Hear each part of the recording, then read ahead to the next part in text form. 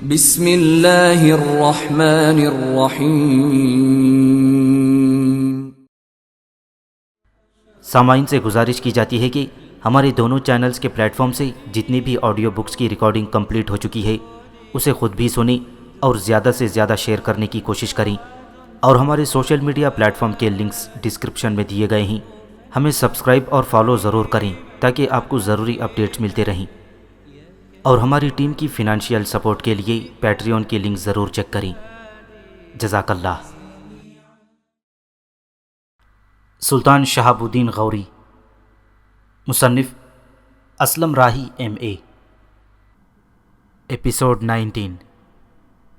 ترائن کے میدان میں ہندوستان کے سارے راجاؤں کی متحدہ طاقت و قوت کو بدترین شکست دینے کے بعد چند روز تک سلطان شہاب الدین غوری نے اسی میدان کے اندر قیام کیے رکھا۔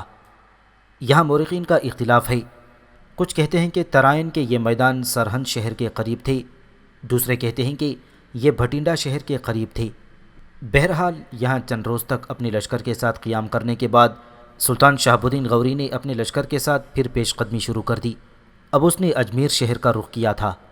اجمیر شہر کا راجہ پرتھوی راج تو جنگ کے دوران فرار ہوتے ہوئے پکڑا گیا تھا، اور اس کے بعد سلطان شہاب الدین غوری نے اس کا سر قلم کر دیا تھا۔ اب اجمیر میں راجہ پرتھوی راج کا بیٹا راجہ گولا حکمران تھا۔ دوسری طرف دہلی کا راجہ بھی ترائن کی جنگ میں کام آ چکا تھا، اور یہ پرتھوی راج چوہان کا بھائی تھا، اور دہلی میں بھی اس کے عزیز و اقارب حکومت کر رہی تھی۔ بہرحال ترائن کے میدانوں سے نکل کر سلطان شہاب الدین غوری نے اجمیر کا رخ کر لیا۔ اجمیر راجہ پرتھوی راج کا مرکزی شہر تھا، اور یہاں خواجہ معین الدین چشتی رحمۃ اللہ علیہ کا مزار ہے۔ یہ شہر 1100 عیسوی میں آباد کیا گیا تھا۔ 1192 عیسوی میں سلطان شہاب الدین غوری نے اسے فتح کیا، اور 1195 عیسوی میں قطب الدین ایبک نے اسے اپنی سلطنت میں شامل کر لیا۔ 1398 عیسوی سے یہ راجپوتوں کے قبضے میں رہا، اور 1455 عیسوی سے 1531 عیسوی تک مغل سلاطین کے قبضے میں رہا۔ مغل شہنشاہ جلال الدین اکبر نے ابتدائی میں اس شہر کو اپنی سلطنت میں شامل کر لیا تھا، اور وہ اکثر و بیشتر اجمیر آیا کرتے تھے۔ 1721 عیسوی میں اس شہر پر بھی ہندو راجپوتوں نے دوبارہ قبضہ کر لیا۔ راجپوتوں کے بعد یہ شہر مرہٹوں کے قبضے میں چلا گیا تھا، جنہوں نے 1818 عیسوی میں یہ شہر خود انگریزوں کے حوالے کر دیا تھا۔ خواجہ معین الدین چشتی رحمۃ اللہ علیہ کا مزار 1455 ہجری سے ہی مالوا کے سلطانوں نے تعمیر کرا لیا۔ 1455 عیسوی میں ہی مالوا کے سلطانوں نے تعمیر کر لیا تھا۔ بعد ازاں اکبر و شاہ جہاں نے بھی مزید تعمیرات کی، اور خصوصیات کے ساتھ وہاں 2 مسجدیں اہل مغلیہ کی یادگار ہیں۔ عمارات ہندوانہ طرز پر کی گئی ہیں، اور اس میں ایک چوکور صحن ہے جس کے چاروں طرف ہندوستانی طرز کی چھت اور غلام گردشیں ہیں۔ چاروں کونوں پر ستارے کی شکل کے 4 برج ہیں۔ ایک ستون بھی ہے جو 448 فٹ لمبا 40 فٹ چوڑا ہے۔ اجمیر کی تاریخی عمارتوں میں ایک اکبر کا قلعہ بند محل ہے، دوسرا نور الدین جہانگیر کا بنایا ہوا ایک باغ ہے، اور تیسرا شہاب الدین شاہ جہاں کا تعمیر کردہ ایک پشتا ہے۔ زیادہ تر عمارتیں ہندوانہ طرز کی تعمیر شدہ نظر آتی ہیں، تاہم کئی عمارتیں اسلامی تعمیرات کے امتزاج کا بھی بہترین نمونہ پیش کرتی ہیں۔ اس شہر کے بازار سیدھے اور کشادہ تھے۔ شہر سے کچھ فاصلے پر چھوٹی سی ایک خوبصورت جھیل بھی بنائی گئی تھی۔ آثار قدیمہ کے نقطہ نگاہ سے اجمیر کی سب سے اہم عمارت 2.5 دن کا جھونپڑا کہلاتی ہے، جو دراصل ایک قدیم درسگاہ تھی جسے بعد میں مسجد میں تبدیل کر دیا گیا۔ اس کی تعمیر دہلی کے قطب مینار اور مسجد قوت اسلام سے ملتی جلتی ہے۔ بہرحال سلطان شہاب الدین غوری نے اپنے لشکر کے ساتھ بڑی تیزی سے اجمیر شہر کا رخ کیا تھا۔ دوسری طرف راجہ پرتھوی راج کے بیٹے کولا کو خبر ہوئی کہ مسلمانوں کا سلطان شہاب الدین غوری بڑی تیزی سے اپنے لشکر کے ساتھ اجمیر کا رخ کیے ہوئے ہے، تب اس پر خوف اور وحشت طاری ہو گئی۔ اسے یہ خبر تو پہنچ چکی تھی کہ اس کا باپ پرتھوی راج ترائن کے میدان میں مارا جا چکا ہے، اسے یہ خبر بھی پہنچا دی گئی تھی کہ اس کا چچا گوبند رائے جو دہلی کا راجہ تھا وہ بھی مارا جا چکا ہے۔ ان ساری خبروں نے اس پر یہ واضح کر دیا تھا کہ وہ جس قدر بڑی طاقت رکھ لے گا شہاب الدین غوری کا مقابلہ نہیں کر سکتا، اس لیے کہ اس کے ذہن میں یہ بات بھی تھی کہ ترائن کے میدانوں میں ہندوستان کے سارے راجاؤں نے اپنی پوری طاقت و قوت کو استعمال کرتے ہوئے سلطان شہاب الدین غوری پر ضرب لگائی تھی، لیکن سب کو شکست کا سامنا کرنا پڑا۔ لہٰذا سلطان شہاب الدین غوری اپنے لشکر کے ساتھ جب اجمیر کے قریب پہنچا تو راجہ کولا اجمیر کے امراء، اپنی سلطنت کے سرکردہ لوگوں اور لشکر کے سارے بچے کچے سالاروں کے ساتھ شہر سے باہر نکلا۔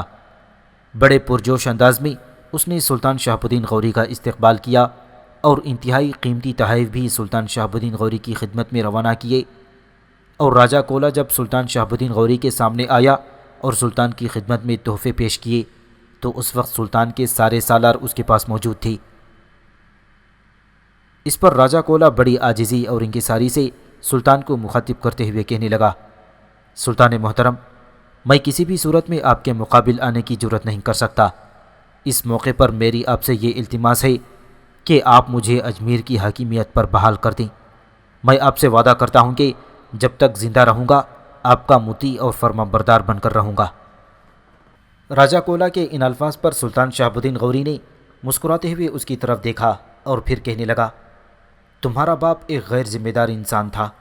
اس نے نہ صرف میرے سفیروں، میرے دین کی بھی تضحیک کی جو اسے زیب نہ دیتی تھی۔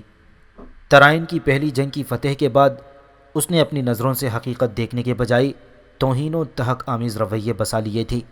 اپنی قوت اور ارادی قوتوں کو اس نے جیسے بے انتہا خانوں کا خوگر بنا لیا تھا۔ وہ بے بنیاد طور پر وہموں کی گونجوں اور نفرت کی آتش فشانی کو اپنی ذات کا ملجا اور ماوا سمجھنے لگا تھا۔ اور پھر دیکھا تم نے کہ جب اس کا غرور اپنی انتہا کو پہنچ گیا تو قدرت نے اسے ملیاں میٹ کر کے رکھ دیا۔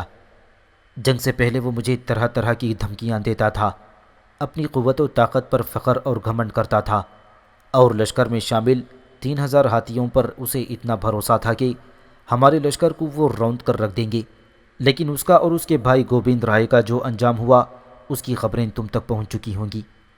اس موقع پر جب کہ میں بزور طاقت اجمیر فتح کر سکتا ہوں، میں تم پر کوئی سختی، تم پر کوئی جبر مسلط نہیں کروں گا۔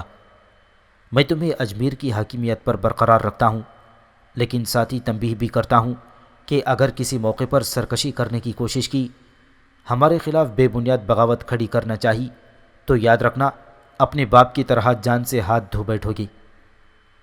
سلطان شہاب الدین غوری جب خاموش ہوا تب پہلے کی طرح بڑی عاجزی اور انکساری میں اسے مخاطب کرتے ہوئے اجمیر کا راجہ گولا کہہ رہا تھا، سلطان محترم، میں آپ کو یقین دلاتا ہوں کہ کسی بھی موقع پر، کسی بھی لمحہ میں اپنے باپ جیسا رویہ اختیار کرنے کی کوشش نہیں کروں گا۔ شاید آپ یقین نہ کریں کہ ترائن کے میدانوں میں جانے سے پہلے میں نے اپنے باپ کو مشورہ دیا تھا کہ ہمیں آپ سے صلح کر لینی چاہیے اور درمیان اور بیچ کا کوئی راستہ نکال لینا چاہیے، اور ہمیں ہندوستان کے سارے راجوں کو اپنے ساتھ ملا کر سلطان کے سامنے صف آرا نہیں ہونا چاہیے۔ پر افسوس میرے باپ نے میری بات نہیں مانی۔ حالانکہ اسے میں نے ایک اچھا مشورہ دیا تھا، لیکن اسے جنگ پر ابھارنے کے لیے بہت سے عوامل تھے۔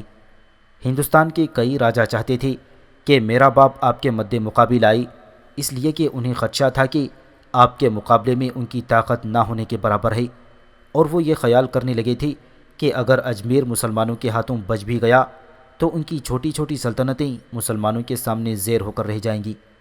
اسی بنا پر وہ میرے باپ کو انگیخت کیا کرتے تھے کہ ہندوستان کی ساری طاقت و قوت کو سلطان شہاب الدین غوری کے سامنے متحد کر کے مسلمانوں کو ہندوستان سے نکال باہر کرنا چاہیے۔ سلطان محترم، میں آپ کا مطیع اور فرمانبردار ہوں، اور آپ جو بھی خراج میرے لیے مقرر کریں گے اسے باقاعدگی کے ساتھ ادا کرتا رہوں گا۔ سلطان شہاب الدین غوری نے راجہ کولا کی اس گفتگو کو پسند کیا۔ اس پر خراج مقرر کر کے چند روز تک سلطان نے اپنے لشکر کے ساتھ وہیں قیام کیا، اور اس کے بعد سلطان نے ملتان کا رخ کیا تھا۔ تاریخ کی کتب سے یہ واضح ہوتا ہے کہ پرانے زمانے میں ہندوستان کے فرما رواؤں کا دارالسلطنت ہستنا پورا ہوا کرتا تھا، اور یہ ہندوستان کے دو قدیم یعنی کوروں اور پانڈووں کا مرکز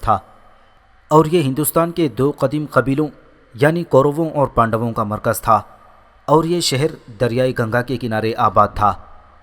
اب کوروں اور پانڈووں کی مشترکہ فرما روائی میں اتفاق اور اختلاف پیدا ہوا تو دیوی دیوتاؤں نے دریائے جمونا کے کنارے اپنے لیے ایک علیحدہ شہر بسا لیا اور اس کا نام ہستنا پور رکھا اور اسے اپنا پایا تخت بنا دیا۔ برسوں بعد 440 بکرمی میں راجہ اننگ پال ترنور نے اندرپت کے نزدیک ایک شہر آباد کیا تھا۔ اس کے بعد راجہ رائے پتھورا نے اسی شہر کے قریب ایک اور شہر اپنے نام پر تعمیر کیا۔ بعد میں قطب الدین ایبک اور شمس الدین التمش کا مسکن یہی شہر رہا۔ پھر سلطان غیاث الدین بلبن نے اپنے لیے یہیں ایک قلعہ تعمیر کرایا تھا اور یہ بڑا مضبوط اور مستحکم قلعہ تھا۔ 686 ہجری میں کیقباد نے دریائے جمنا کے کنارے کلوکھری نام کا ایک نفیس شہر آباد کر دیا۔ اس کے بعد جلال الدین خلجی نے اپنے لیے ایک شہر کوشک لال اور علاؤ الدین خلجی نے کوشک سیری آباد کر دیے۔ یہ سب دلی کے آس پاس تھے۔ ان کے بعد غیاث الدین تغلق نے ایک اور شہر کی بنیاد ڈالی جس کا نام اس نے تغلق آباد رکھا۔ اس کے بعد فیروز تغلق نے 755 ہجری میں فیروز آباد نام کا شہر بسا دیا اور اسے اور اس کے ارد گرد کے علاقے کو دریائے جمنا سے نہر نکال کر شاداب کر دیا۔ پھر مبارک شاہ نے مبارک باد بسا دیا اور ہمایوں نے 938 ہجری میں قلعہ اندرپت کی مرمت کروا کر اس کا نام دین پناہ رکھا اور اسے اپنی تخت گاہ قرار دیا۔ پھر شیر شاہ سوری نے اس شہر کوشک سیری کو مٹا کر اسے ویران کر کے ایک اور شہر آباد کر دیا۔ شیر شاہ سوری کے بیٹے سلیم شاہ نے 953 ہجری میں قلعہ سلیم گڑھ تعمیر کر لیا۔ اگرچہ ان فرمانرواؤں نے الگ الگ بستیاں بسا کر تخت گاہ قرار دی تھیں، لیکن ہندوستان میں دہلی ہی کو دارالسلطنت سمجھا جاتا تھا۔ دریائے جمنا کے کنارے دہلی نام کا یہ شہر شمالی ہند کے شاہی خاندانوں کا پایا تخت رہا۔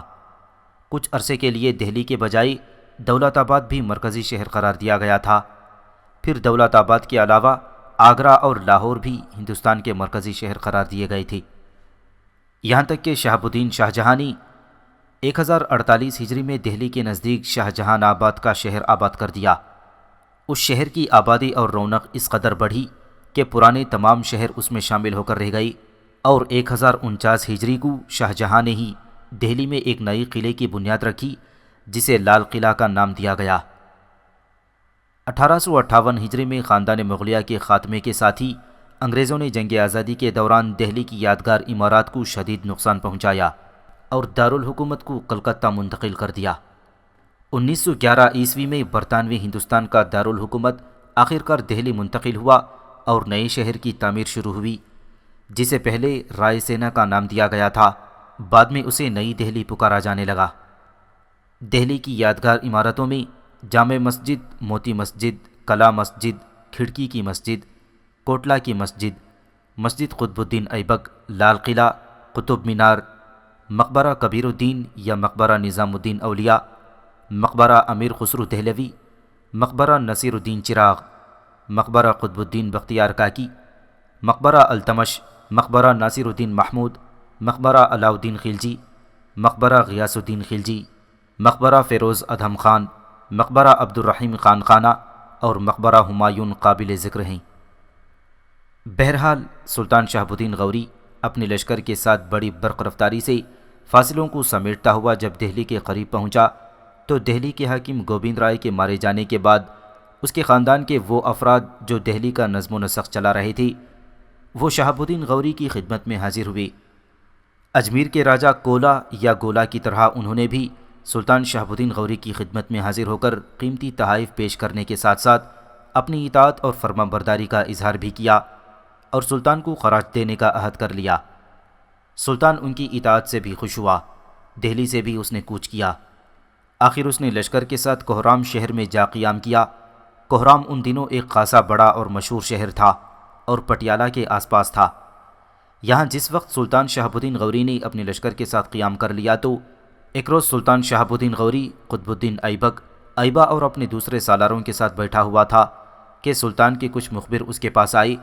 قریب آ کر انہوں نے بلند آواز میں سلام کہا۔ سلطان اور اس کے سالاروں نے سلام کا جواب دیا۔ پھر وہ مخبر سلطان کے قریب آئے اور سلطان کو مخاطب کرتے ہوئے کچھ کہنا چاہتے تھے کہ سلطان نے انہیں پہلے ہی مخاطب کر لیا۔ میرے عزیزوں، ہم نے اپنے لشکر کے ساتھ ترائن کے میدانوں سے نکل کر اجمیر اور دہلی کے راستے یہاں تک سفر کیا ہے۔ کیا ان راستوں میں ہماری موجودگی یا ہمارے کوچ کرنے کے بعد کوئی نئی قوت ہمارے خلاف سر اٹھانے کا تہیہ تو نہیں کر رہی؟ اس پر آنے والے ان مخبروں میں سے ایک بول اٹھا، سلطان محترم، ترائن کے میدانوں سے یہاں تک کوئی قوت ہمارے خلاف سر نہیں اٹھا رہی، تاہم ایک ایسا شخص ہے جس سے مستقبل میں خطرہ پیش آ سکتا ہے، اور وہ اجمیر کے راجہ پرتھوی راج کا ایک قریبی رشتہ دار ہے۔ نام اس کا بھیم راج ہے۔ اس وقت وہ ایک خاصے بڑے لشکر کے ساتھ مشرق کی دور دراز سرزمینوں میں قیام کیے ہوئے ہے۔ اس کے ارادے کیا ہیں یہ ابھی تک ہم نہیں جان سکے۔ مخبر جب خاموش ہوا تو تجسس آمیز انداز میں اس کی طرف دیکھتے ہوئے شہاب الدین غوری کہنے لگا، یہ شخص تو نہر والا کا راجہ ہے اور ایک بار ہم اس سے ٹکرا بھی چکے ہیں۔ اس پر مخبر کہنے لگا، سلطان محترم، یہ دو مختلف شخص ہیں۔ نہر والا کے راجہ کا نام بھیم دیو ہے، اجمیر کے مرنے والے راجہ پرتھوی راج کے اس رشتہ دار کا نام بھیم راج ہے۔ ترائن کے میدانوں میں راجہ پرتھوی راج اور دوسرے راجاؤں کے جو لشکری اپنی جانیں بچا کر اور شکست اٹھا کر بھاگنے میں کامیاب ہوئے، وہ اسی بھیم راج کے پاس جمع ہو چکے ہیں۔ اس طرح بھیم راج نہ جانے اپنے کن ارادوں کی تکمیل کے لیے اپنی طاقت و قوت میں اضافہ کرتا چلا جا رہا ہے۔ یہاں تک کہنے کے بعد وہ مخبر جب خاموش ہوا تب سلطان شہاب الدین غوری نے انہیں کھانا کھا کر آرام کرنے کے لیے کہا۔ ان کے جانے کے بعد سلطان شہاب الدین غوری قطب الدین ایبک کی طرف دیکھتے ہوئے کہہ رہا تھا، ایبک میرے بیٹے، میں یہاں سے تم لوگوں سے جدا ہو جاؤں گا۔ لشکر کا بڑا حصہ تمہارے پاس رہے گا اور لشکر کا ایک حصہ لے کر میں شمالی علاقوں سے ہوتا ہوا غزنی چلا جاؤں گا۔ میرے بعد محتاط اور چوکس رہنا، اسی کوہرام شہر کو اپنا مرکز قرار دے کر فتح کیے علاقوں پر اپنی گرفت رکھنا۔ میرے بعد اگر کسی بھی موقع پر تم محسوس کرو کہ اجمیر، دہلی یا کسی اور علاقے کے اس حکمران نے جس نے ہماری اطاعت و فرمانبرداری قبول کر لی ہے، اس نے پر پرزے نکالنے شروع کر دیے ہیں یا ہمارا مقابلہ کرنے کے لیے قوت جمع کرنا شروع کر دی ہے، تو تم پہلے ہی اس پر حملہ آور ہو کر اسے اپنا مطیع بنا کر اس کے سارے علاقے کو اپنی سلطنت میں شامل کر لینا۔ سلطان شہاب الدین غوری جب خاموش ہوا تب قطب الدین ایبک نے اس کی طرف دیکھتے ہوئے کہنا شروع کیا، سلطان محترم، پہلے تو میں آپ کا انتہا درجے کا شکر گزار ہوں کہ آپ مجھے ہندوستان کے مفتوح علاقوں کا حاکم مقرر کر رہے ہیں۔ میں آپ کو یقین دلاتا ہوں کہ آپ کی غیر موجودگی میں احسن طریقے سے علاقوں کی دیکھ بھال کروں گا، لیکن اس موقع پر میری آپ سے ایک گزارش بھی ہے۔ وہ کیا؟ حیرت سے قطب الدین ایبک کی طرف دیکھتے ہوئے سلطان شہاب الدین غوری نے پوچھ لیا۔ قطب الدین ایبک اس موقع پر سنجیدہ تھا۔ ایک نگاہ اس نے اپنے قریب بیٹھے ایبا پر ڈالی، پھر سلطان کی طرف دیکھتے ہوئے کہنے لگا، سلطان محترم، میں چاہتا ہوں کہ ایبا کو آپ میرے ساتھ چھوڑ دیں، اپنے ساتھ نہ لے کر جائیں، یہاں یہ میرے لیے بہترین دست راست ثابت ہو سکتا ہے۔ سلطان محترم، میں اور ایبا نے گزشتہ شب علیحدگی میں بیٹھ کر ایک ارادہ کیا تھا اور ہم دونوں اسے عملی جامہ پہنانا چاہتے ہیں۔ سلطان شہاب الدین غوری کے چہرے پر مسکراہٹ نمودار ہوئی، پھر اس نے پوچھ لیا، کیسا ارادہ؟ قطب الدین پھر ایک گہری نگاہ اپنے پہلو میں بیٹھے ایبا پر ڈالی، اس کے بعد وہ کہہ رہا تھا، سلطان محترم، ہم نے ارادہ کیا ہے کہ اس سے پہلے ایک بار نہر والا کے راجہ بھیم دیو کے مقابلے میں ہمیں پسپا ہونا پڑا تھا، لیکن میں اور ایبا یہ تہیہ کیے ہوئے ہیں کہ اس سے اپنی اس پسپائی کا انتقام ضرور لیں گے۔ اپنی حالت کو مضبوط کر کے طاقت و قوت کو خوب استوار کرنے کے بعد یہاں میں اور ایبا اپنے لشکر کے ساتھ اس شہر کا رخ کریں گے اور نہر والا کے راجہ کے لشکر کو ایک بار ضرور شکست سے دوچار کر کے لوٹیں گے۔ قطب الدین ایبک جب خاموش ہوا تو اس موقع پر سلطان شہاب الدین غوری کی طرف دیکھتے ہوئے ایبا فوراً بول اٹھا، سلطان محترم، ہم ہر صورت میں نہر والا کے راجہ سے اپنی پسپائی کا انتقام لینا چاہتے ہیں۔ میں بھی اس موقع پر آپ سے گزارش کروں گا کہ مجھے یہیں قطب الدین کے ساتھ رہنے دیجیے۔ ویسے میرے متعلق آپ جو بھی حکم صادر کریں گے اس پر میں کاربند رہنے کا پابند ہوں۔ سلطان شہاب الدین غوری تھوڑی دیر تک مسکراتے ہوئے ایبا کی طرف دیکھتا رہا، پھر اس نے قطب الدین ایبک کو مخاطب کر کے کہنے لگا، ایبک میرے بیٹے، میں ایک شرط پر ایبا کو تمہارے پاس چھوڑ کر جانے کے لیے تیار ہوں۔ قطب الدین ایبک نے چونکنے کے سے انداز میں سلطان کی طرف دیکھا اور پوچھا، کیسی شرط؟ شہاب الدین غوری مسکرایا، پھر وہ دوبارہ کہہ رہا تھا، قطب الدین، تمہارے بیوی بچے ہیں، میں تمہاری طرف سے بالکل خوش اور مطمئن ہوں۔ ایبا کی شادی ہوئی تھی لیکن بدقسمتی سے وہ لڑکی ماری گئی، حالانکہ وہ بہت اچھی اور انتہا درجے کی خوبصورت تھی، اور پھر اسے کوئی اولاد بھی نہ ہوئی تھی۔ میں چاہتا ہوں کہ میری غیر موجودگی میں کسی اچھی جگہ ایبا کی شادی کرنے کا انتظام کرنا، اور اگر شہاب الدین غوری یہیں تک کہنے پایا تھا کہ مسکراتے ہوئے قطب الدین ایبک بول اٹھا، سلطان محترم، میں آپ کا مطلب سمجھ چکا ہوں۔ آپ کے بعد میں کوشش کروں گا کہ ایبا کے چاہنے یا نہ چاہنے کے باوجود ایک بار اس کی اور راجکماری کمار دیوی کی ملاقات کراؤں۔ اس کے بعد میں دیکھوں گا کہ ایبا اس کے خلاف اور وہ ایبا کے خلاف کیسے رد عمل کا اظہار کرتی ہے۔ بہرحال ایبا سے متعلق آپ مطمئن رہیں، میں اس کے لیے اس کی مرضی اور خواہش کے مطابق اس کی زندگی کا ساتھی چنوں گا۔ قطب الدین ایبک جب خاموش ہوا تب مسکراتے ہوئے سلطان نے کہا، ایبک، تمہیں اس معاملے میں پریشان اور فکر مند ہونے کی ضرورت نہیں۔ ایبا کو میں ساتھ نہیں لے جاؤں گا، یہیں تمہارے پاس یہ ہندوستان میں رہے گا۔ مجھے امید ہے کہ ان علاقوں میں اپنی حکومت کو مضبوط اور مستحکم کرنے میں ایبا یقیناً تمہارا دست راست ثابت ہوگا۔ اس موقع پر میں تمہیں ایک نصیحت بھی کروں گا۔ جیسا کہ آنے والے مخبر ہمیں ایک خطرے سے آگاہ کر چکے ہیں، جس بھیم راج کا انہوں نے ذکر کیا ہے، میرے بعد اس پر کڑی نگاہ رکھنا۔ اگر وہ اپنی عسکری طاقت میں اضافہ کر رہا ہے تو میرے یہاں سے روانہ ہونے کے بعد اس کی طرف اپنے مخبر بھیجنا، تاکہ وہ تم دونوں کو اس کی نقل و حرکت اور طاقت سے متعلق آگاہ کرتے رہیں، اور اگر کسی بھی موقع پر تم اس سے خطرہ محسوس کرو تو پھر اسے معاف نہ کرنا، اس پر حملہ آور ہونا اور ہر صورت میں اسے زیر کر کے رکھنا۔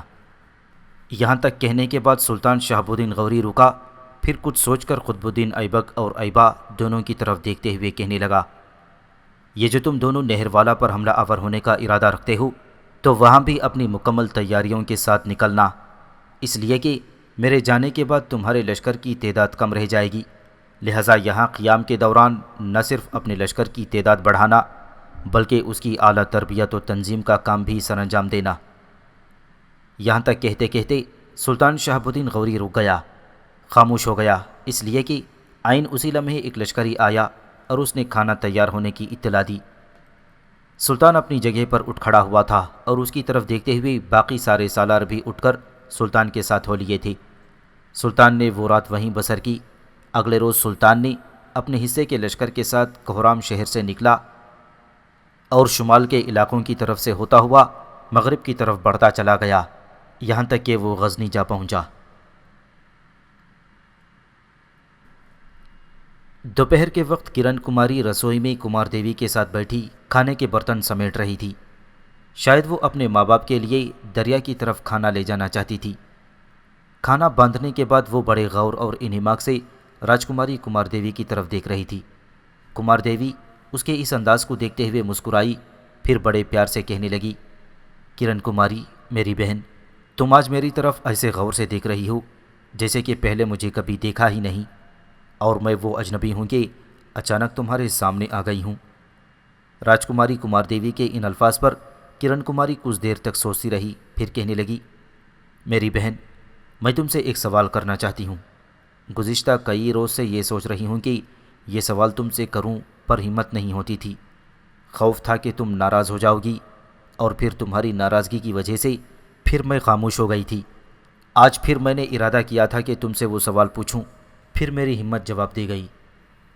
راجکماری کمار دیوی نے کرن کماری کے گال پر پیار بھری چپت لگائی اور پھر کہنے لگی، تم کیسا بھی سوال کرو گی میں برا نہیں مانوں گی، پوچھو تم کیا پوچھنا چاہتی ہو۔ تمہیں مجھ سے خوفزدہ ہونے کی کیا ضرورت ہے؟ کیا میں تم پر کوئی حملہ کر رہی ہوں؟ پوچھو، میں تم سے وعدہ کرتی ہوں کہ اگر وہ سوال میری ذات سے وابستہ ہے اور میرے لیے کتنا بھی تکلیف دہ ہو، میں برا نہیں مانوں گی۔ کرن کماری کو کچھ حوصلہ ہوا، دوبارہ کمار دیوی کی طرف دیکھتے ہوئے کہنے لگی، میری بہن، یہ بھی وعدہ کرو کہ اس سوال کے جواب سچائی پر رہتے ہوئے دو گی۔ ہاں، میں وعدہ کرتی ہوں کہ جو کچھ تم پوچھو گی بالکل سچائی پر رہتے ہوئے اس کا جواب دوں گی، مسکراتے ہوئے کمار دیوی نے کہہ دیا تھا۔ اس پر کرن کماری نے پہلے گلا صاف کیا، پھر دھیمے سے لہجے میں کمار دیوی کی طرف دیکھتے ہوئے کہنے لگی، میری بہن، اگر تم برا نہ مانو تو میں یہ جاننا چاہتی ہوں کہ تم اب ایبا سے نفرت کرتی ہو یا محبت؟ کرن کماری کے اس سوال پر کمار دیوی کی حالت ایک سر بدل کر رہ گئی تھی۔ لگتا تھا کہ اس سوال نے اسے چونکا کر رکھ دیا تھا۔ چہرہ حیا کے باعث سرخ ہو گیا تھا۔ کچھ دیر تک وہ کوئی جواب نہ دے سکی، سوچ میں پڑ گئی تھی۔ عین اسی لمحے دروازے پر کسی نے تیز دستک دی تھی اور کرن کماری کو پکارا تھا، کھانے کے برتن جو کرن کماری نے پہلے سے باندھ رکھے تھے انہیں لے کر وہ اٹھ کھڑی ہوئی تھی اور بوکھلائے ہوئے لہجے میں کہنے لگی، میری بہن تم دوسرے کمرے میں چلی جاؤ، بستی کی لڑکیاں مجھے بلا رہی ہیں، وہ کھانا لے کر کشتیوں کی طرف جائیں گی، فکر مند ہونے کی ضرورت نہیں، جس موضوع پر میں تمہارے ساتھ گفتگو کر رہی تھی اس موضوع پر بعد میں گفتگو کر لیں گے، میں ابھی جاتی ہوں، دروازے کو اندر زنجیر لگی ہوئی ہے، وہ اندر نہیں آ سکتی، اب تم اپنے کمرے میں چلی جاؤ۔ اس کے ساتھ ہی کھانے کے برتن اٹھا کر کرن کماری رسوئی سے نکلی، جبکہ وہاں سے نکلتے ہوئے کمار دیوی پچھلے کمرے کی طرف چلی گئی تھی۔ اب کرن کماری کے ایک ہاتھ میں کھانے کے برتن تھے، دوسرے سے دروازے کی زنجیر اس نے کھولی، باہر بہت سی لڑکیاں کھانے کے برتن لیے کھڑی تھیں۔ کرن کماری نے دروازہ بند کر کے اسے باہر سے قفل لگا دیا اور وہ ان لڑکیوں کے ساتھ دریائے سرسوتی کی طرف ہو لی۔ سلطان شہاب الدین غوری کے غزنی کی طرف چلے جانے کے بعد کوہرام شہر میں قطب الدین ایبک اور ایبا دوسرے سالاروں کے ساتھ مل کر نہ صرف اپنے لشکر میں نئی بھرتی کرتے ہوئے لشکر کی تعداد اور قوت میں اضافہ کرتے رہے، بلکہ لشکر کی انہوں نے بہترین تنظیم اور تربیت کا کام بھی سر انجام دینا شروع کر دیا تھا۔ اسی دوران ان کے مخبروں نے اطلاع دی کہ کم از کم 3 جگہوں کے حالات مسلمانوں کے خلاف ہونے کا اندیشہ تھا۔ ان 3 میں سے ایک دہلی، دوسرا میرٹھ اور تیسرا کول شہر تھا۔ یہ کول شہر ہی تھا جو بعد میں علی گڑھ کہلایا، جس نے محمڈن اینگلو اورینٹل کالج اور مسلم یونیورسٹی کی وجہ سے عالمگیر شہرت پائی تھی۔ بہرحال اپنے مخبروں سے اطلاع پانے کے بعد قطب الدین ایبک ایبا کے ساتھ کوہرام شہر سے اپنے لشکر کو لے کر نکلا۔ پہلے دونوں نے میرٹھ کا رخ کیا تھا، پھر بڑی آسانی سے میرٹھ کو فتح کر کے اپنی سلطنت میں شامل کر لیا۔ اب انہوں نے اپنے لشکر کے ساتھ دہلی شہر کا رخ کیا تھا۔ دہلی میں اس وقت مرنے والے راجہ گوبند رائے کی لواحقین حکومت کر رہی تھی، ان کے اندر بھی چونکہ باہمی چپقلش جاری ہو چکی تھی، لہذا قطب الدین ایبک اور ایبا دہلی پر حملہ آور ہوئے، دہلی کو بھی فتح کر کے اپنی سلطنت میں شامل کر لیا۔ دہلی کو فتح کرنے کے بعد قطب الدین ایبک نے کوہرام کے بجائے دہلی کو اپنا مرکز حکومت قرار دیا۔ اس کے بعد اس نے اپنے مرکز کو محفوظ کرنے کے لیے آس پاس کے علاقوں پر بھی حملہ آور ہو کر اسے اپنی سلطنت میں شامل کرنا شروع کر دیا تھا۔ اسی سلسلے میں قطب الدین ایبک اور ایبا دونوں اپنا لشکر لے کر کول شہر یعنی علی گڑھ کو پہلے ہی فتح کر چکے تھے۔ اب ارد گرد کے علاقوں کو فتح کر کے انہوں نے اپنی سلطنت میں شامل کر لیا تھا۔ اس طرح قطب الدین ایبک اور ایبا نے سلطان شہاب الدین غوری کی غیر موجودگی میں مختلف شہروں پر قبضہ کرنے کے بعد کوہرام کے بجائے اپنا مرکز حکومت دہلی میں منتقل کر دیا تھا۔ اب ہندوستان میں 3 بڑی طاقتیں تھیں جو مسلمانوں کے لیے خطرہ بن کر اٹھ سکتی تھیں۔ ایک قنوج اور بنارس کا راجہ جے چند، دوسرا نہر والا کا راجہ بھیم دیو اور تیسرا اجمیر کے مر جانے والے راجہ پرتھوی راج کا قریبی عزیز بھیم راج تھا، جو مشرق کی دور دراز سرزمینوں میں ایک طرح سے گھات میں بیٹھا ہوا تھا، اور پرتھوی راج کے علاوہ گوبند رائے اور دوسرے راجاؤں کے جس قدر شکست خوردہ لشکر تھے ان سب کو اس نے اپنے پاس جمع کرنا شروع کر دیا تھا۔ کچھ علاقوں پر اس نے اپنا تسلط بھی قائم کرتے ہوئے اپنے لشکر کے اخراجات پورے کرنے شروع کر دیے تھے۔ ان دنوں نہر والا کا راجہ بھیم دیو تو خاموشی رہا، لیکن قنوج اور بنارس کے راجہ نے پر پرزے نکالنے شروع کر دیے تھے، اور اس نے تہیہ کر لیا تھا کہ وہ ہر صورت میں مسلمانوں سے ہندوستان کے راجاؤں کی شکست کا انتقام لے گا۔ ان خیالات کو سامنے رکھتے ہوئے اس نے پہلے لشکر کی تعداد بڑھانا شروع کر دی۔ دن رات نئی لشکری بھرتی کیے گئے، مالوا کے راجپوت تک اس کے پاس جمع ہونا شروع ہو گئی تھی۔ نئے لشکریوں کی تربیت کا کام سر انجام دینے کے ساتھ ساتھ اندر ہی اندر ہندوستان کی مختلف قوتوں سے رابطہ قائم کر کے نہ صرف مالی فوائد حاصل کیے گئے بلکہ اپنی طاقت و قوت کو بھی مستحکم کیا گیا۔ مسلمانوں کا مقابلہ کرنے کے لیے جے چند نے 2 اہم قوتوں کی طرف قاصد بھجوائی، کچھ قاصد نہر والا کے راجہ بھیم دیو کی طرف بھجوائی اور اسے دعوت دی کہ متحدہ ہو کر مسلمانوں پر حملہ آور ہوں اور انہیں ہندوستان سے نکال باہر کریں۔ نہر والا کے راجہ نے تو اس سلسلے میں کوئی ہمت افزا جواب نہ دیا، خاموشی اختیار کر لی۔ تاہم جے چند کو امید تھی کہ اگر نہر والا کا راجہ بھیم دیو تعاون نہیں کر رہا تو پرتھوی راج کا قریبی عزیز بھیم راج ضرور اس سے تعاون کرے گا، لہٰذا اس نے ایک خاصا بڑا وفد چند تحائف دے کر بھیم راج کی طرف روانہ کر دیا۔ اس وفد میں راجہ جے چند کے کچھ سرکردہ سالار بھی شامل تھے۔ اب صورتحال یہ تھی کہ جہاں تک قنوج کے راجہ جے چند کا تعلق تھا تو وہ قطب الدین ایبک کے مرکزی شہر دہلی سے کافی دور تھا۔ قطب الدین ایبک دہلی سے لے کر مغرب میں اجمیر تک پھیل چکا تھا۔ جنوب میں دریائے گنگا اور جمنا کے کنارے تک اس کی گرفت ہو چکی تھی، جبکہ جنوب اور جنوب مشرق کے رخ پر وہ تھانیسر سے لے کر میرٹھ تک اپنی گرفت کو مضبوط اور مستحکم کر چکا تھا۔ قنوج کے راجہ جے چند کا علاقہ بھی دور دور تک پھیلا ہوا تھا۔ یہ علاقہ قنوج سے لے کر دریائے گنگا کے درمیان تھا اور پھر قنوج شہر سے نیچے کانپور، آسن، الہ آباد اور دوسرے علاقے بھی آگے تک اس کی عملداری میں پھیلے ہوئے تھے۔ جہاں تک اجمیر کے مرنے والے راجہ پرتھوی راج کے رشتہ دار بھیم راج کا تعلق تھا تو اس نے مسلمانوں کے علاقوں سے دور رہ کر اپنی طاقت و قوت میں اضافہ کر لیا تھا، اور کالنجر اور اجین کے اوپری حصے میں جہاں ایک نہر چانڈالہ اور بانڈا شہروں سے ہوتی ہوئی دریائے جمنا میں گرتی تھی، انہی کے اطراف میں جو گھنے اور سرسبز آبادیاں تھیں ان پر بھیم راج کی گرفت تھی، اور وہیں وہ اپنی طاقت و قوت مستحکم کر رہا تھا۔ ایک طرف اس کی گرفت دریائے جمنا تک تھی، دوسری طرف وہ دریائے نرمدا تک کے علاقے کو پامال کرتا ہوا اپنے لیے ضروریات کا سامان فراہم کر رہا تھا، اور ساتھ ہی ساتھ جنوب کے چھوٹے چھوٹے حکمرانوں سے بھی اس نے مسلمانوں کے خلاف مدد حاصل کر لی تھی۔ جس وقت قنوج کے راجہ جے چند کا وفد بانڈا اور چانڈالہ شہروں کے درمیان بھیم راج کے علاقے میں پہنچا تو اس وقت بھیم راج اپنے کچھ سالاروں کے ساتھ بیٹھا ہوا تھا۔ اس نے راجہ جے چند کے اس وفد کا بہترین انداز میں استقبال کیا، ان سب کو عزت اور احترام کے ساتھ اپنے قریب بٹھایا اور ان سے مخاطب کرتے ہوئے کہنے لگا، میرے عزیز بھائیوں، کیا میں جان سکتا ہوں کہ قنوج کے راجہ جے چند نے تم لوگوں کو کس مقصد کے تحت میری طرف بھیجا ہے؟ اس وفد کے ارکان نے سب سے پہلے تو وہ تحائف بھیم راج کی خدمت میں پیش کیے جو قنوج کے راجہ نے اس کے لیے بھجوائے تھے۔ وہ ساری چیزیں دیکھ کر بھیم راج خوش ہوا تھا۔ پھر قنوج کے راجہ کا ایک سالار بھیم راج کو مخاطب کرتے ہوئے کہنے لگا، آپ نے ہم سے یہ سوال کیا تھا کہ ہم راجہ جے چند کی طرف سے کیا پیغام لے کر آئے ہیں۔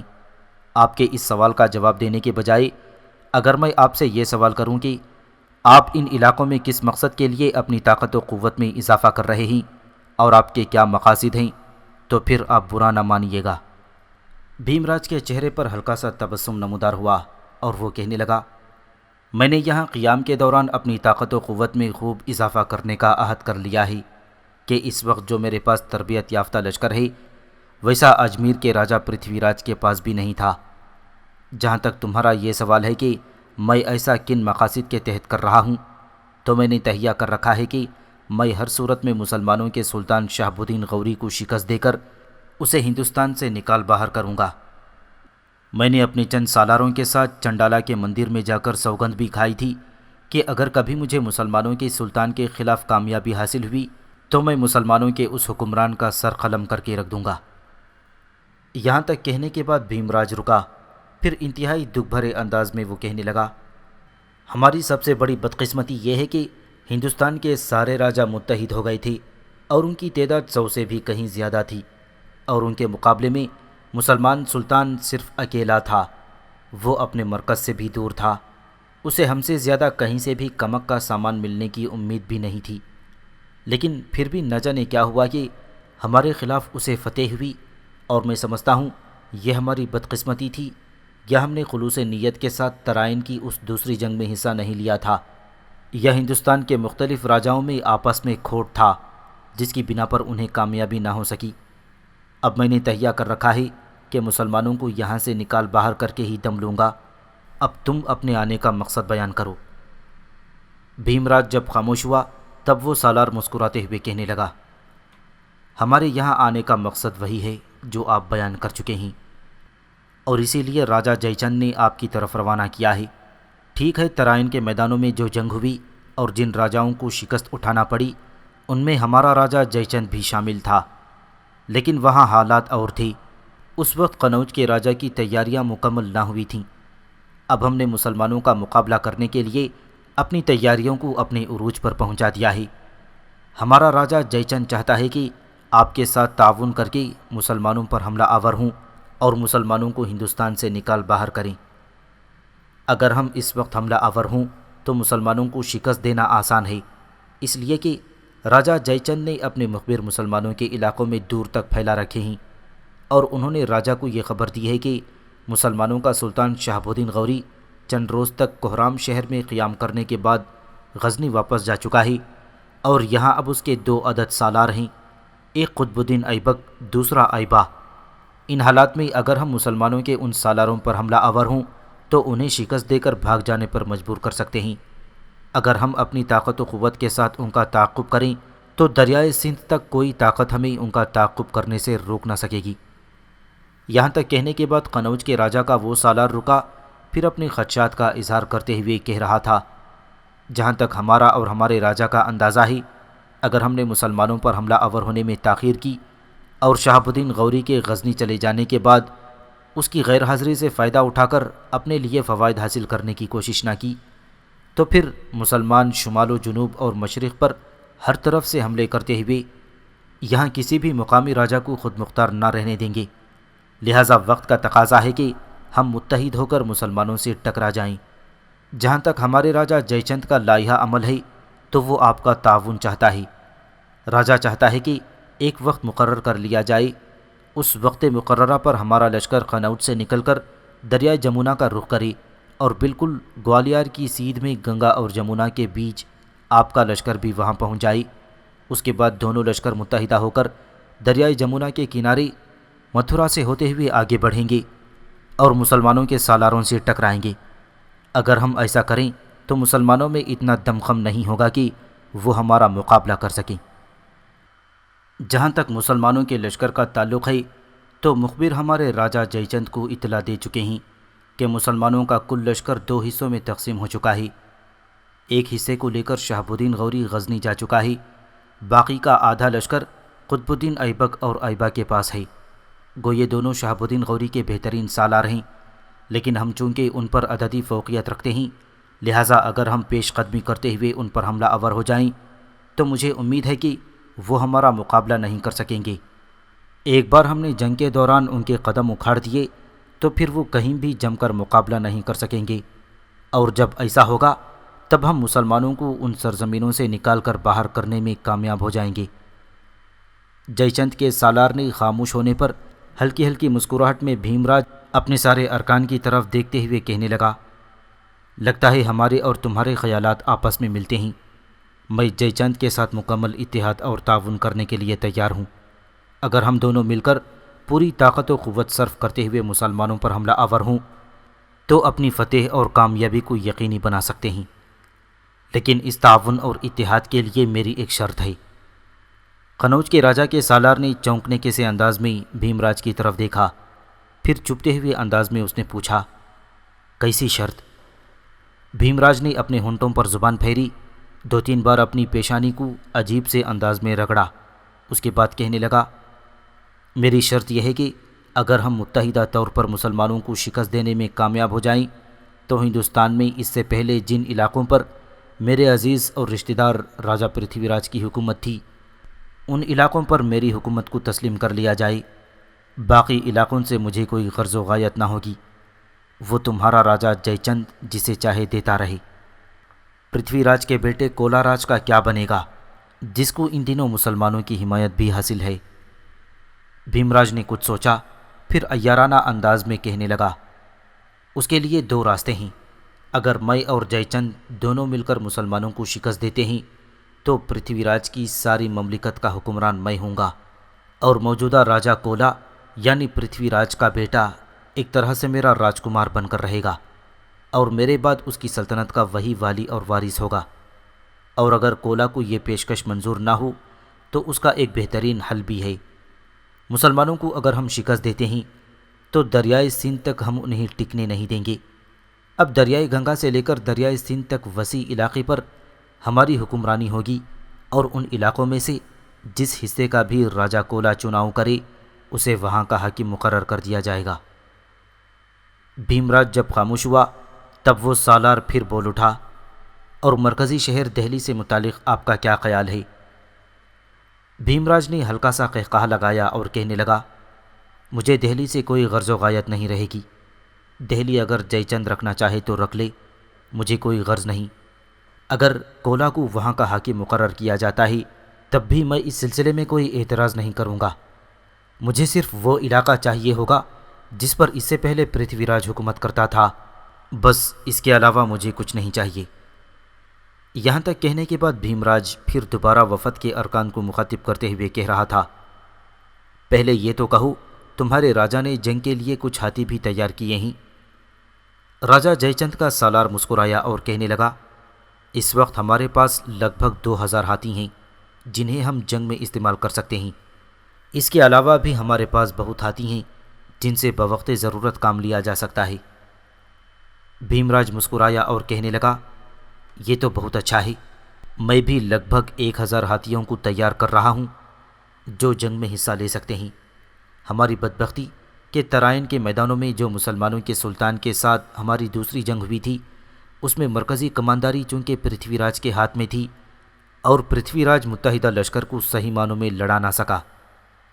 اس وقت بھی ہندوستان کے متحدہ لشکر کے پاس لگ بھگ 3000 ہاتھی تھے، لیکن جس طرح ان سے کام لیا جانا چاہیے تھا ان سے کام نہ لیا گیا۔ ہاتھیوں کو آگے رکھا گیا تھا اور ہاتھیوں کے بیچ میں نہیں بلکہ انہیں ہاتھیوں کے پیچھے آڑ میں رہتے ہوئے تیر اندازوں کو رکھا جانا چاہیے تھا تاکہ وہ مسلمانوں کے لشکر پر تیر اندازی کر کے ان کے گھوڑوں اور گھوڑ سواروں کو چھلنی کر کے رکھ دیتے، لیکن ایسا نہیں کیا گیا۔ میں چاہتا ہوں کہ اس سے پہلے جو ہم نے ترائن کے میدانوں میں غلطیاں کی ہیں انہیں دہرایا نہ جائے۔ میرے لشکر کے اندر ایسے بھی جوان ہیں جو جانتے ہیں کہ میں نے پرتھوی راج کو مشورہ دیا تھا کہ اپنے کسی بھی لشکری کو ہاتھیوں سے آگے جانے کی اجازت نہ دینا، لیکن پرتھوی راج نے میرا کہا نہ مانا اور یہ خیال کرتا تھا کہ میرے نسبت وہ جنگ کا وسیع تجربہ رکھتا ہے اور صرف وہی ایسے جنگی طریقے اپنا سکتا ہے جنہیں استعمال کرتے ہوئے مسلمانوں کو پسپا کیا جا سکتا ہے۔ اسی لیے جنگی حکمت عملی میں میری کچھ شرائط ہیں۔ میں نے پہلی شرط تمہارے سامنے پیش کر دی ہے کہ مسلمانوں کے شکست کے بعد میں ان علاقوں کا حکمران بھی ہوں گا جو اس سے پہلے پرتھوی راج کی علمبرداری میں تھے۔ پرتھوی راج کا بیٹا راجا کولا ویسے بھی ان علاقوں کا حقدار نہیں ہے، اس لیے کہ اس نے مسلمانوں کی اطاعت اور فرمانبرداری اختیار کر لی ہے اور مسلمانوں کو اس نے خراج دینا قبول کر لیا ہے، لہٰذا جو خراج دینا قبول کر لے اگر بعد میں شکست ہو تو خراج دینے والا ان علاقوں کا حکمران بننے کے لائق نہیں رہتا، بلکہ حقدار وہ ہوگا جو ان علاقوں کو خراج سے نجات دلائے۔ اس موقع پر میں تمہارے سامنے دوسری شرط تو نہیں لیکن ایک پیشکش کر سکتا ہوں کہ اپنے راجا جے چند کے پاس جا کر اسے بتانا کہ میں مسلمانوں کے خلاف اس سے مکمل اتحاد اور تعاون کرنے کے لیے تیار ہوں۔ جو جگہ متعین کی ہے وہاں وقت مقررہ پر پہنچوں گا اور کوشش کروں گا کہ میرا لشکر جے چند سے بھی بڑا ہو، لیکن ایک بات راجا پر واضح کر دینا کہ جب مسلمانوں کے ساتھ ٹکراؤ ہو تو کوئی بھی قدم مجھ سے مشورہ کیے بغیر نہیں اٹھائے گا۔ مسلمانوں کو ان سرزمینوں سے نکالنے کے لیے میں جے چند کے تحت بھی کام کرنے کے لیے تیار ہوں، لیکن صرف یہ چاہوں گا کہ جب بھی مسلمانوں کے خلاف کوئی کارروائی کرنا چاہے تو صرف مجھ سے نہیں بلکہ میرے اور اپنے لشکر میں جو سالار ہوں گے ان سے بھی مشورہ کرنا چاہیے۔ میرے خیال میں اگر ہم ایسا کریں گے تو مسلمانوں کے خلاف ہماری فتح یقینی ہوگی۔ بھیم راج جب خاموش ہوا تب جے چند کا سالار بول اٹھا، آپ بالکل کوئی فکر نہ کریں، یہ جو آپ نے شرط رکھی ہے کہ جنگ کے دوران آپ سے مشورہ کیا جائے گا، بلکہ میں کہتا ہوں کہ آپ نہ بھی کہتے تب بھی جنگ کے دوران آپ سے مشورہ کیا جانا چاہیے۔ صرف آپ سے نہیں بلکہ سارے سالاروں کو مل بیٹھ کر مسلمانوں کے خلاف اتفاقی رائے سے کارروائی کرنی چاہیے اور میں آپ کو یقین دلاتا ہوں کہ ایسا ہی ہوگا۔ وہ سالار لمحہ بھر کے لیے رکا، کچھ سوچا اور پھر کہنے لگا، جہاں تک اجمیر کے راجا کولا راج کا تعلق ہے تو میں سمجھتا ہوں کہ وہ اس کا حقدار ہی نہیں کہ ہندوستان کے کسی علاقے کا اسے حاکم مقرر کیا جائے۔ آپ کسی قسم کی قطعی طور پر کوئی فکر و پریشانی کا شکار نہ ہوں۔ میں آپ کے لیے اپنے راجا جے چند کی طرف سے یقین دلاتا ہوں کہ ہر طرح سے اور ہر طور پر آپ سے تعاون کیا جائے گا اور ایک جہتی کا مظاہرہ کیا جائے گا۔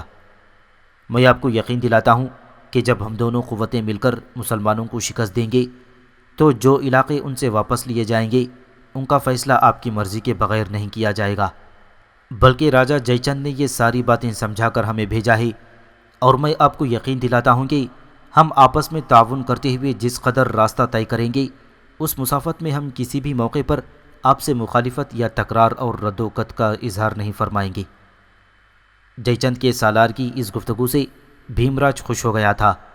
کچھ دیر مسکراتا رہا اور کہنے لگا، اگر یہ بات ہے تو پھر چند روز میرے ہاں مہمان کی حیثیت سے قیام کرو، تمہاری تھکاوٹ بھی جاتی رہے گی، اس کے بعد واپس جاؤ۔ جے چند سے مشورہ کرنے کے بعد میری طرف قاصد بھیجوا کر یہ بتا دینا کہ مجھے کب اور کس روز دریائے گنگا اور جمنا کے بیچ گوالیر کی سیدھ میں اپنے لشکر کے ساتھ پہنچنا ہے۔ اس کے بعد دیکھیں گے کہ ان مسلمانوں کا ہم کیا حشر نشر کرتے ہیں۔